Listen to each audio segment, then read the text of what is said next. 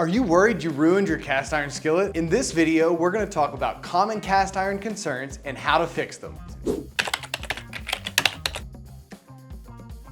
Hi, I'm Chef Chris, the culinary manager at Lodge Cast Iron. Before stepping into this role, I helped design Lodge's very first product test kitchen and ran it for nearly a decade. These days, my team and I spend our time cooking, testing, and teaching people all the wondrous joys of cooking in Lodge Cast Iron. Let's go for a journey. Cast iron is virtually indestructible. So if you think you've ruined your skillet, I'm here to encourage you and help you fix almost any issue. So when your skillet comes to you from our foundry, it comes pre-seasoned and ready to use. But before we add that seasoning oil, your cast iron comes this shade of gray. There's no seasoning on this. Seasoning, no seasoning. Our unseasoned skillet here is completely unprotected from rust. So speaking of rust, rust is one of the most common occurrences that can happen if you're not taking care of your skillet properly. Here is an example of a really rusty skillet.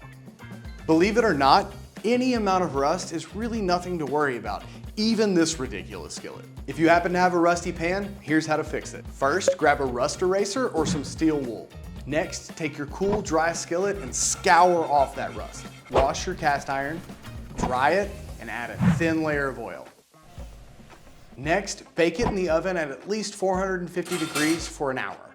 Let it cool down in the oven and you should be good to go. If rust is more extensive and you've removed a lot of seasoning from your skillet, then you might need to reseason. For small amounts of rust, you may not need to bake your cast iron. If rust is more extensive and you've removed a lot of seasoning from your skillet, you might need to bake it. So we can go from this to this with very little effort.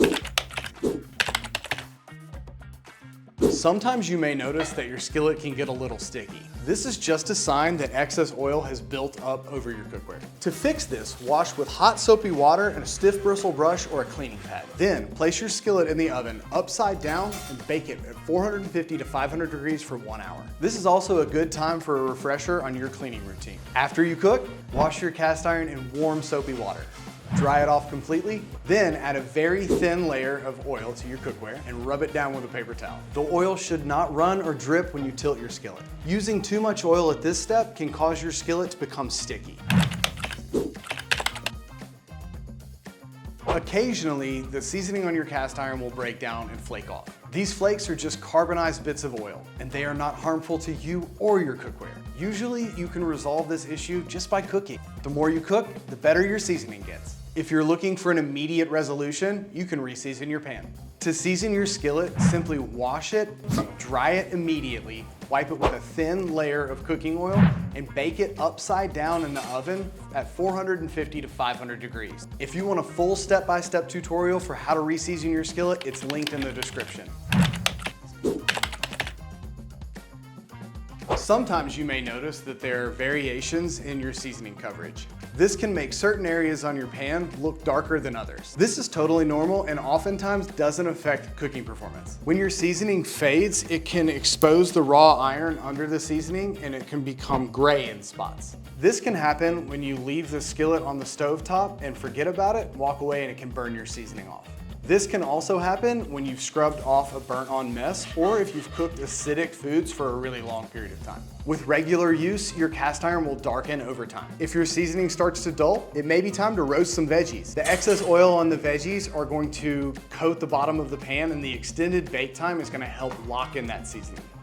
And if it looks really dull over a large portion of your cooking surface, it may be time to reseason your skillet in the oven. On rare occasions, your skillet might develop an odor after cooking fish or other pungent foods. Usually, cleaning your skillet with warm soapy water will eliminate the issue. However, if the smell lingers, there are a couple things you can do.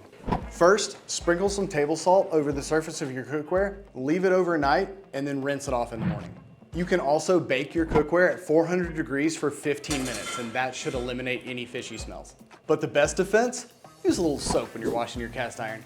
It's okay. It's gonna be just fine. So the last thing I want to talk to you all about is something we call carbon buildup. Carbon buildup can happen when you don't clean your skillet out completely and food and debris build up over time. Using your skillet like this shouldn't be an issue, but if you let it sit like this over time, it can continue to build up and become quite a mess. Eventually, if you let carbon build up for too long, it can turn into something like this. But that's like 100 years. But this is a topic for another day, so we're gonna save it for later. And that's it. Thanks for watching. If you wanna learn more about cast iron, please like this video and subscribe to our channel for more updates from the Lodge Kitchen. Love you, bye.